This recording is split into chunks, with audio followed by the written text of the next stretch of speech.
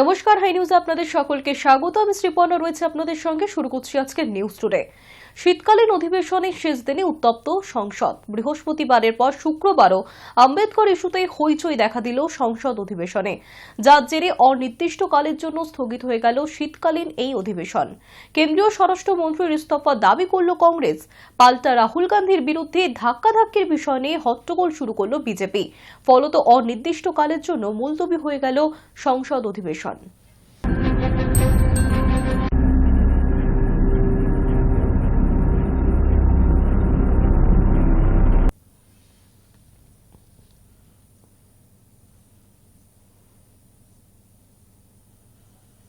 সংসদেও পেশি দেখান রাহুল গান্ধী। রাহুল গান্ধীকে জিমের ট্রেনার বলে আক্রমণ করলেন বিজেপি সাংসদ কঙ্গনা। রানাউতের নিশানায় রাহুল গান্ধী। সূত্রপাত বৃহস্পতিবার সংসদের অন্দরে সরকার ও বিরোধী পক্ষের ধস্তাধস্তি থেকে। এর জেরে সংসদের মধ্যেই বিজেপি সাংসদ প্রতাপ চন্দ্র ষড়ঙ্গী আহত হয়েছেন বলেই অভিযোগ। ষড়ঙ্গীর অভিযোগ, সংসদ ভবনে মকরদ্বারের সামনে তাকে ধাক্কা মেরেছেন লোকসভার বিরোধী দলনেতা রাহুল গান্ধী। যদিও অভিযোগ অস্বীকার করেছেন রাহুল। এই বিষয়ে এবার মুখ খুলেন বিজেপি সাংসদ তথা অভিনেত্রী কঙ্গনা। एक बात है कि हमारे एमपीज को स्टिचेस भी लगे, खून भी निकला, तो उन्होंने ये जो झूठ फैलाया हुआ है, चाहे बाबा साहब अम्बेडकर जी को लेकर हो, चाहे संविधान को लेकर हो, इनका झूठ हर बार बस्ट किया गया है, हर बार जो है उसको पर्दाफाश किया गया है। लेकिन अब इनकी क्रूरता और हिंसा ये देखिए आप संसद भवन तक पहुंच चुकी है और आज इन्होंने ये काम किया है, धक्का दिया है, उनको जो है खून निकला है। तो सब রাহুলকে কড়া ভাষায় কটাক্ষ করলেন কঙ্গনা। সমাজ মাধ্যমে তিনি বলেন, খুব লজ্জাজনক, আমাদের একজন সাংসদের মাথায় আঘাত লেগেছে, সেলাইও পড়েছে, ওদের হিংসা আজ সংসদ পর্যন্ত পৌঁছে গিয়েছে। এমনকি রাহুলকে জিমের প্রশিক্ষকের সঙ্গে তুলনা করেছেন কঙ্গনা। অভিনেত্রীর দাবি, রাহুল নাকি সংসদে এসেও নিজের পেশির জোর দেখান। কঙ্গনা তার ইনস্টাগ্রাম স্টোরিতে লিখেছেন, সংসদে বিজেপি সাংসদদের ওপর রাহুল গান্ধী হামলা করেছেন।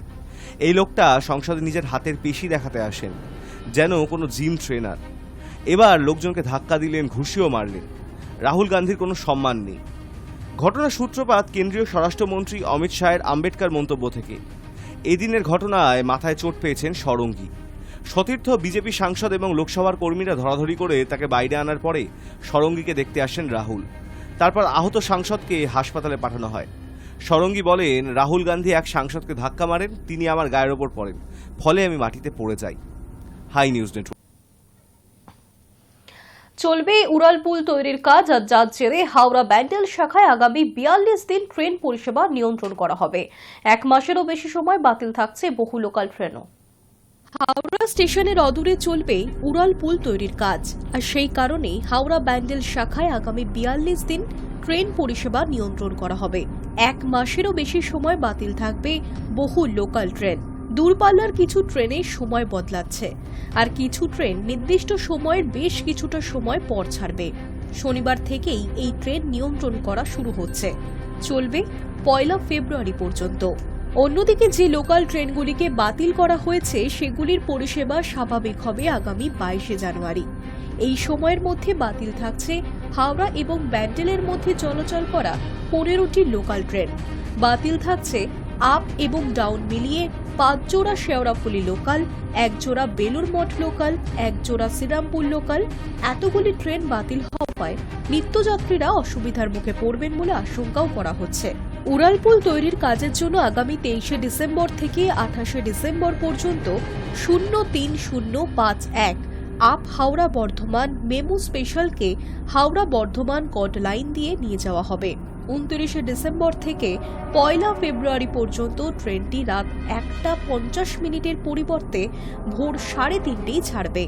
এছাড়াও বেশ কিছু ট্রেন নির্ধারিত সময়ের বেশ কিছুটা পরে গন্তব্যের উদ্দেশ্যে রওনা দেবে।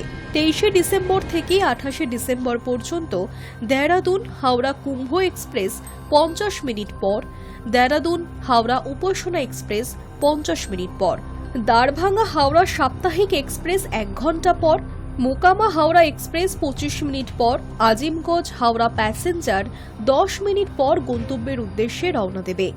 29 ডিসেম্বর থেকে 1 ফেব্রুয়ারি পর্যন্ত প্রত্যেক দিন না হলেও কিছুদিন অন্তর ট্রেনগুলি দেরিতে ছাড়বে। রেলের তরফে জানানো হয়েছে হাওড়া স্টেশনের অদূরে 2 লেনে বেনারস রোড উড়ালপুর তৈরির জন্য ট্রেন পরিষেবা নিয়ন্ত্রণ করা হচ্ছে। Hi News Network. প্রয়াত ভারতীয় চলচ্চিত্র জনপ্রিয় সিনে পরিচালক রাজা মিত্র বৃহস্পতিবার কলকাতার একটি সরকারি হাসপাতালে শেষ নিঃশ্বাস ত্যাগ করলেন জাতীয় পুরস্কার জয়ী পরিচালক। টলিউডে আবারও নক্ষত্র পতন। প্রয়াত ভারতীয় চলচ্চিত্র জনপ্রিয় সিনে পরিচালক রাজা মিত্র বৃহস্পতিবার কলকাতার একটি সরকারি হাসপাতালে শেষ নিঃশ্বাস ত্যাগ করেন জাতীয় পুরস্কার জয়ী পরিচালক। বয়স হয়েছিল ৭৯। নভেম্বর মাসে ক্যান্সার ধরা পড়েছিল তার। এই একটা মাস প্রতিনিয়ত লড়াই চালিয়ে যাচ্ছিলেন, কিন্তু শেষ রক্ষা হল না। ফেসবুকে তার মৃত্যুর খবর জানিয়েছেন তার ছেলে রৌদ্র মিত্র। তিনি লিখেছেন, দুঃখের সঙ্গে জানাচ্ছি আমার বাবা রাজা মিত্র দীর্ঘদিন ধরে ক্যান্সারের সঙ্গে লড়াই করে আজ প্রয়াত হয়েছেন রাত ৩টের সময়। নভেম্বরের শেষের দিকে রৌদ্র ফেসবুকেই জানিয়েছিলেন পরিচালকের ক্যান্সার ধরা পড়েছে একেবারে শেষ স্টেজে। ফুসফুসে ক্যান্সার, সেই সঙ্গে মস্তিষ্কে টিউমার ধরা পড়েছে। তিনি লিখেছিলেন, বাবা এখন চিকিৎসাধীন। এই অবস্থায় বাবার সঙ্গে মেল, মেসেজ, ফোন এবং ফেসবুকে কোনোভাবেই যোগাযোগ করা সম্ভব হবে না। বাবার এই অসুস্থতায় কোনো প্রয়োজন হলে আপনাদেরকে পাশে থাকার অনুরোধ করছি। ১৯৮৭ সালে মুক্তি পেয়েছিল পরিচালক রাজা মিত্রর প্রথম ছবি একটি জীবন। প্রথম ছবিতেই করেছিলেন তিনি বাজিমাত। জাতীয় পুরস্কার জিতে নিয়েছিলেন তিনি এই ছবিতেই। এছাড়াও নয়নতারা, যতনের জমি সিনেপ্রেমীদের প্রশংসা পেয়েছিল। পরিচালক অতনু ঘোষ নিজের ফেসবুক পোস্ট করে লিখেছেন, রাজাদা চলে গেলেন, যার একটি জীবন বাংলা ছবির ইতিহাসে মাইল ফলক। অত্যন্ত গুরুত্বপূর্ণ আরও কত কাজ, নয়নতারা, যতনের জমি, বীরভূমের স্ক্রোল পেইন্টার্স বা কালীঘাট পেইন্টিং তথ্যচিত্র। পরিচালকের সঙ্গে অতনুর আলাপ হয় দূরদর্শনে। প্রথম আলাপেই মুহূর্তেই স্মৃতিচারণ করেছেন পরিচালক। অতনু লেখেন, এমনিতেই আমি জাত মুখ চোরা, আর উনি অত নামী মানুষ। তারপর বুঝি বড় পরিচালকের কোনো ভার নেই। দিব্যি সহজে কথা বলা যায়, প্রশ্ন করা যায়। পরে যখন যেখানে দেখা হয়েছে অনায়াসে কাঁধে হাত তুলে দিয়েছেন। ওটা দেখলাম, বেশ করেছো, এখন কি ভাবছো? অনেকটা অক্সিজেন পেয়েছি। আমার মতো আনকোরার কাজ রাজা মিত্র দেখেছেন, দেখেন। এমনই পোস্টে স্মৃতিচারণা করেছেন পরিচালক Atanu Ghosh. Hi News Network. সম্প্রতি ওটিটিতে মুক্তি পেয়েছে সৃজিত মুখোপাধ্যায় পরিচালিত সিরিজ ফেলুদা। কেমন হলো ভূস্বর্গ ভয়ঙ্কর, দেখুন। বাংলা ওটিটির ফেলুদা ফ্র্যাঞ্চাইজির রাজত্বে আপাতত সৃজিত মুখোপাধ্যায়ের একাধিপত্যে শেষ হল রায়বাবুর সৃষ্টি ভূস্বর্গ ভয়ঙ্কর দিয়ে। সে কারণেই হয়তো ফেলুদা রহস্য সমাধানের গল্পগুলির মধ্যে অন্যতম কঠিন গল্পটিকেই বেছে নিয়েছেন পরিচালক সৃজিত মুখোপাধ্যায়। এই রহস্য গল্পে চরিত্র একাধিক, তার থেকেও বড় কথা ঘটনার ঘনঘটা এই গল্পে বেশ জটিল। সঙ্গে অবশ্যই যোগ হবে গল্পে ভূস্বর্গ, মানে কাশ্মীরের মতো প্রাকৃতিক সৌন্দর্যমণ্ডিত স্থানের অবস্থিতি। যদিও ছোট পর্দার জন্যই মূলত নির্মিত, ওটিটি আঙ্গিকে এই ৬ পর্বের ছবি। সৃজিত মুখোপাধ্যায় এটি তুলেছেন বড় পর্দার মেজাজে। সুন্দর জায়গায় তোলা বেশ কয়েকটি দুর্দান্ত দৃশ্যের অবতারণা ঘটিয়ে ফেলেছেন পরিচালক এবং সিনেমাটোগ্রাফার মিলে। শ্রীনগরের ডাল হ্রদের কাঁচস্বচ্ছ জলে দুটি শিকারার কাছাকাছি আসার এরিয়াল শট কিংবা নাঙ্গা পর্বত শৃঙ্গের ঝলকের মতো কয়েকটি কাব্যময় দৃশ্যের সৃষ্টি হয়েছে, যা সত্যিই দর্শককে আশ্চর্য করবে। তবে একথাও অনস্বীকার্য যে প্ল্যানচেটের দৃশ্যগুলি তেমন জমাতে পারেনি দুজনে। শিল্প নির্দেশকও তেমন কোনো ছাপ ফেলতে পারেননি ওই দৃশ্যগুলিতে। অবশ্য পরিচালক বা সিনেমাটোগ্রাফারকে এই দোষে দোষী সাব্যস্ত করাটা উচিত নয়। নিজে পরিচালক হয়েও সত্যজিৎ প্ল্যানচেটের দৃশ্যগুলিতে এর চেয়ে বেশি কোনো সূত্র দেননি মূল গল্পে, তাই পুরো দোষটি পরিচালকেরও নয়। যদিও অন্যদের সংলাপের বা ভাবনার অনেকটাই ফেলুদার মুখ দিয়ে বলিয়েছেন পরিচালক। মূল গল্পকে কখনোই কাটছাট করেননি সৃজিত মুখোপাধ্যায়। সত্যজিতের মূল কাহিনীতে যে ঘটনা যেখানে ঘটেছে সেরকমই রেখেছেন আগাগোড়া। এমনকি বাংলা ছবির টানাটানির সংসারে ভূস্বর্গ ভয়ঙ্কর এ শ্রীনগরে হাউসবোট, গুলমার্গে লক কেবিন আর পহেলগামে তাবু, ঠিক যেমন মূল গল্পে লেখা আছে। সেরকমই দেখানো হয়েছে এই ওটিটি সিরিজেও। তার সঙ্গে প্রত্যেকটি জায়গার ভূস্বর্গীয় দৃশ্য, অর্থাৎ শীতের ছুটিতে বেশ একটি কল্প ভ্রমণের ব্যবস্থাও করা হয়েছে সাড়ম্বরে। তার সঙ্গে সৃজিত মূল গল্পের বাইরে ভ্রমণ পিপাসুদের জন্য জুড়ে দিয়েছেন অতিরিক্ত কিছু, যেমন কাশ্মীরি লোকনৃত্য এবং একটি ওয়াজওয়ান খানাপিনা দৃশ্য।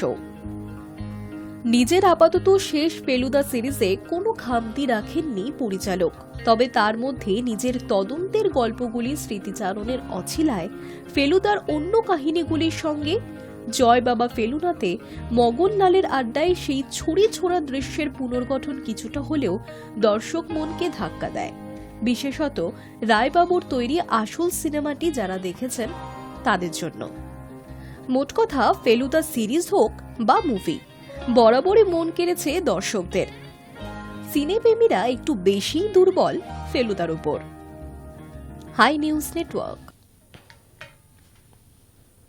রাত দুটোয় খাদানের প্রথম শো হাউসফুল, নতুন নজির দেবের। কি বলছেন অভিনেতা, দেখুন। এ রাজ্যে অতীতে হিন্দি এবং দক্ষিণী ছবির জন্য কাক ভরে ছবির প্রদর্শন হয়েছে। পাঠান, জওয়ান বা সাম্প্রতিক পুষ্পা 2 তার প্রমাণ। কিন্তু মধ্যরাতে কোনো বাংলা ছবির ফার্স্ট ডে ফার্স্ট শো এই প্রথম। সৌজন্যে দেব অভিনীত ছবি খাদান। শুক্রবার বড়দিনের আবহে 4টি বাংলা ছবি মুক্তি পাচ্ছে: খাদান, সন্তান, চালচিত্র এবং 5 নম্বর স্বপ্নময় লেন। কিন্তু এই রাজ্যে খাদানের প্রথম শোয়ের আয়োজন করা হয়েছে বৃহস্পতিবার রাত 2টোয়। বুধবার অগ্রিম টিকিট বিক্রি শুরু হতেই সেই শো হাউসফুল। তবে কলকাতা নয়, এই নজির গড়তে সাহায্য করেছে উত্তর দিনাজপুরের রায়গঞ্জের একটি প্রেক্ষাগৃহ। ইন্টারনেটে দেখা যাচ্ছে খাদানের সব টিকিট বিক্রি হয়ে গিয়েছে। খোঁজ নিয়ে জানা যাচ্ছে ওই প্রেক্ষাগৃহে মোট 159টা আসন রয়েছে। বুধবার ছবির অগ্রিম টিকিট বিক্রি শুরু হতেই তা অল্প সময়ের মধ্যেই বিক্রি হয়ে যায়। ওই প্রেক্ষাগৃহ পরিচালনার দায়িত্বে রয়েছে প্রযোজনা সংস্থা SVF। উত্তরবঙ্গেও এ ধরনের ঘটনা এই প্রথম। উত্তরবঙ্গের পরিবেশক শশাঙ্ক শেখর ঘোষ বলেন, আগে আমরা ইংরেজি এবং হিন্দি ছবির জন্য খুব সকালে শো দিয়েছি, কিন্তু মাঝরাতে কোনো বাংলা ছবির শো হাউসফুল হচ্ছে বাংলা ছবির জন্য খুবই ইতিবাচক ঘটনা। ইম্পার তরফে শ্যামল দত্ত এই ঘটনাকে বাংলা ছবির দুনিয়ায় নতুন অধ্যায় হিসাবে দেখতে চাইছেন। তিনি বলেছেন, হিন্দি বা দক্ষিণী ছবির ক্ষেত্রে খুব ভোরে শো আমরা দেখেছি। এই ঘটনা বাংলায় ছবি মুক্তির ক্ষেত্রে নতুন কোনো ট্রেন্ডও তৈরি করতে পারে। বুধবার দেব আক্ষেপ করছিলেন, অন্য ভাষার ছবির জন্য তার ছবি খাদান রাজ্যে যথেষ্ট হল পাচ্ছে না। কিন্তু 24 ঘন্টা কাটতে না কাটতেই মনের জোর ফিরে পেলেন দেব। সূত্রের খবর, রাজ্যে প্রায় 140টি প্রেক্ষাগৃহে মুক্তি পাচ্ছে খাদান। সমাজ মাধ্যমে দর্শকদের ধন্যবাদ জানিয়ে দেব বলেছেন, 2 বছর আগেও ছবিটা তৈরির আগে ভাবছিলাম কি হবে, কিন্তু আজও কোথাও না কোথাও 10 মিনিটের শো হাউসফুল হয়েছে। রায়গঞ্জে বাংলার প্রথম মিডনাইট শো, সেটাও হাউসফুল। আপনাদের ধন্যবাদ। রাত 2টোয় খাদানের শো হাউসফুল হওয়ার খবর ছড়িয়ে পড়তেই ইন্ডাস্ট্রির একাধিক অভিনেতা এবং পরিচালক দেবকে শুভেচ্ছা জানিয়েছেন। সেই তালিকায় রয়েছেন কৌশিক গঙ্গোপাধ্যায়, অনিরুদ্ধ রায়চৌধুরী, প্রেমেন্দু বিকাশ চাকি প্রমুখ। রাজ্যের হল মালিকদের একাংশ এই ঘটনাকে কেন্দ্র করে আশার আলো দেখছেন। বক্স অফিসে ছবিটি কি কি নজির স্থাপন করে সেই দিকেই নজর থাকবে সকলের। Hi News Network. News today এখনকার মতো এই পর্যন্তই। দেখতে থাকুন হাই নিউজ, নির্ভীক নিরপেক্ষ।